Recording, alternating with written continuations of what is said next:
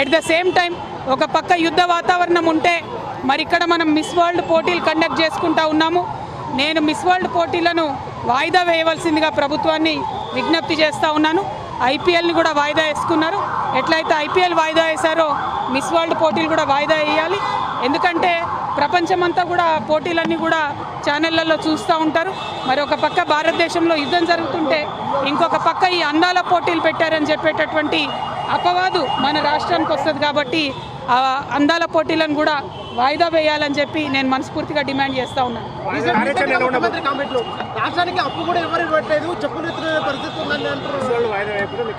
Miss world వాయిదా వేయమని విజ్ఞప్తి చేస్తున్నాం ప్రభుత్వానికి. ఎందుకంటే ఇది విఘ్నత ప్రదర్శించాల్సినటువంటి సమయం.